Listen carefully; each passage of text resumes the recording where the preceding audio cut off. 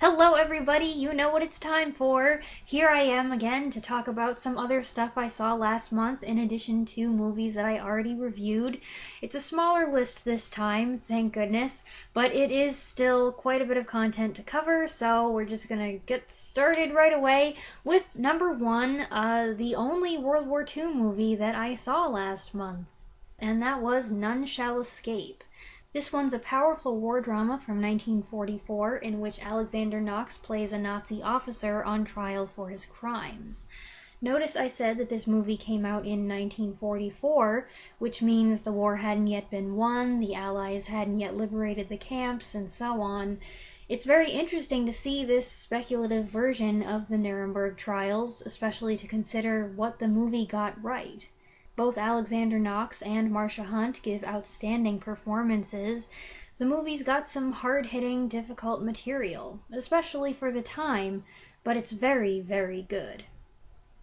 Next up, numbers 2 and 3 I'm combining because they really go together.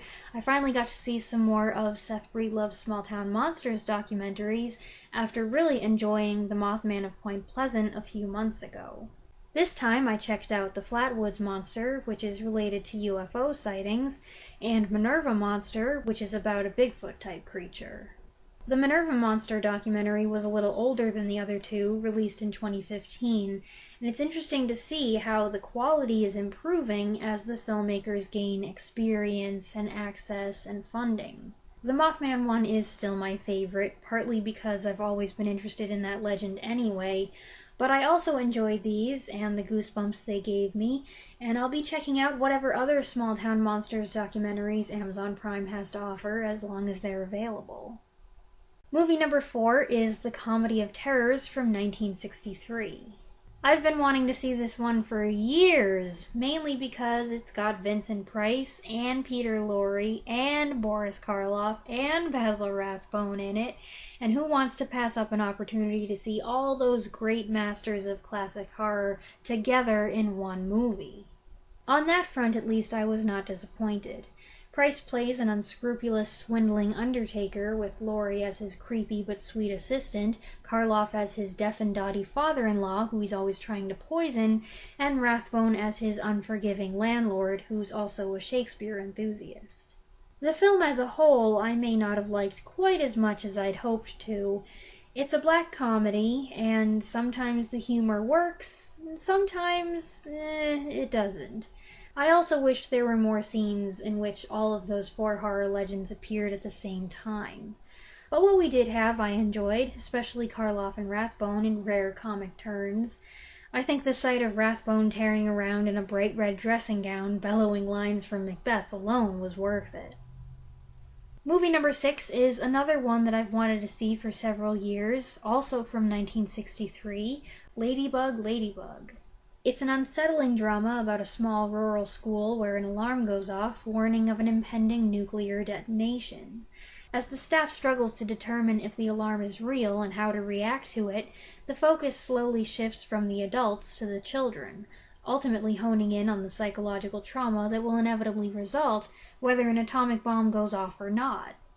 This low-budget, dialogue-driven film is pretty unnerving in its simplicity. The adult cast includes some familiar faces, a very young William Daniels among them. It falls on the kids to carry a lot of the movie, though, and I was impressed with how good several of their performances were.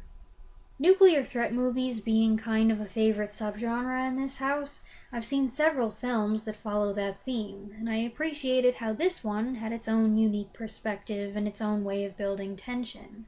I can see it being a terrifying film in its day for kids who thought this very thing might happen to them at any moment. Movie number 6 is 1984's Night of the Comet, a movie which I guess has attained cult classic status. I describe it as a combo of elements from The Day of the Triffids and I Am Legend, both things I've talked about this year, except the 80s exploded all over it. A passing comet causes mass population extinction when it turns billions of stargazers into dust, and exposed survivors become zombie-like creatures. Apparently, the only unaffected people are 2 teenage sisters and a random guy they run into. I guess he's also a teenager? This is a pretty silly movie with more than its fair share of 80s culture, the hair, the clothes, the language, the music, but it's still an entertaining twist on the Comet causes end of the world scenario. I actually really liked the way they focused on the sisters' relationship. I may have liked one sister a lot better than the other, but together they made a good team, and that was nice. Movie number 7 is also a sci-fi flick, and also very corny. It's 1957's Invasion of the Saucermen. It's a typical 50s teen movie, with all the couples parking their huge cars in Lover's Lane so they can make out. And like The Blob, it's one of those frustrating stories where none of the adults will believe the two teenagers' report of what they saw, so then the teenagers have to go take matters into their own hands. The aliens themselves, though, are really the key feature here. They're hilarious, with their cumbersome heads that look like all brain, the funny little noises they make, their three-pronged, stabby fingers. These aliens might be intimidating if they weren't so goofy, and if they weren't under 4 feet tall. Movie number 8 is a break from the scary movies. It's 1929's The Taming of the Shrew. After I watched my first Mary Pickford movie a few months ago, I was eager to see another. And since this is one of Shakespeare's most outrageous comedies, and also co-stars Pickford's then-husband Douglas Fairbanks, I thought it would be fun, and was excited to find it on Amazon Prime. I was wondering how on earth they were going to pull off a Shakespeare adaptation without being able to deliver any dialogue, but surprise, this isn't a silent movie, so that wasn't an issue after all. This is the first sound adaptation of The Taming of the Shrew. With all adaptations of this particular play, I'm always curious to find out if any changes have been made to the original material to make it more appealing to contemporary audiences. This one went for more of a tongue-in-cheek handling of the original ending.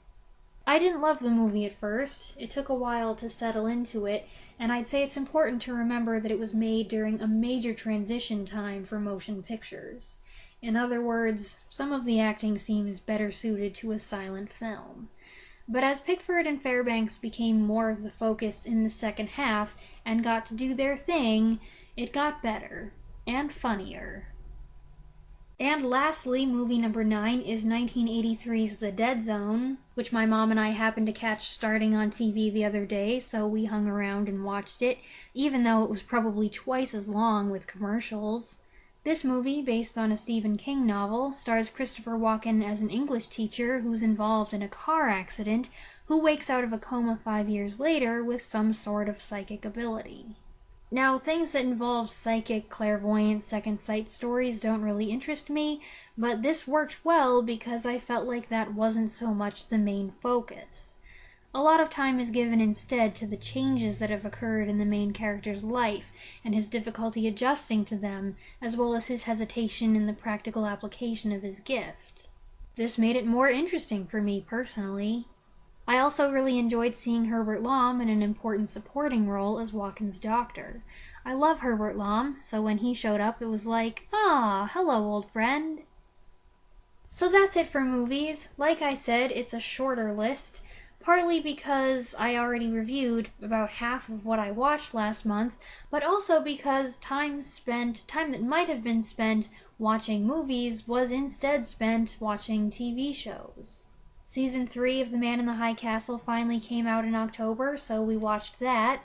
It was pretty good. Like with Season 2, there were definitely things I didn't enjoy as much, some subplots and characters that weren't as engaging or as relevant as others, but on the whole, I enjoyed it.